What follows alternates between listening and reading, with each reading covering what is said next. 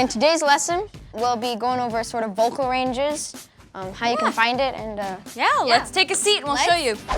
To find your vocal range, first off, if you have a piano, just look for middle C. It should sound something like this. And try to match that with your own voice, so la.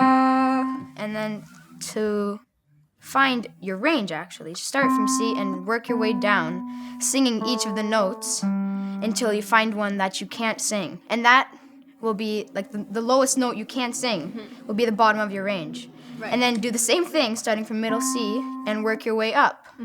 And whatever note is the highest, that would be the top of your range. So that's how you just find a range, Yeah, and don't be discouraged if you can't hit the note right away, like find exactly which note it is. Because, you know, some people have trouble with that, and that's perfectly fine. Another thing I'm not sure you guys know is that you actually have two ranges. One of your ranges is your chest voice, which is your stronger, more powerful voice. And then you also have your head voice, or falsetto. So what's the difference between those two? totally. So we had the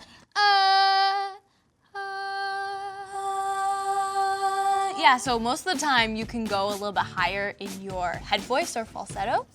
Another really cool thing to note when it comes to kind of chest voice and head voice or falsetto is to go through those scales, because there's going to be a certain point in your range when you're working up when you're going to have to transition to head voice. And right, that's a tricky transition. It can be really hard and awkward because all of a sudden you got your chest and it's like, whoa, I can't sing that anymore in chest. And for some people that transition will be earlier, some people will be later, so it's just really important to know where that happens so you can smooth it out and just be aware of it. You know, if your strengths are maybe, I can belt really, really high, or like I have a really strong head voice or something like that. So it's a really important thing to know. All right, guys, see you later.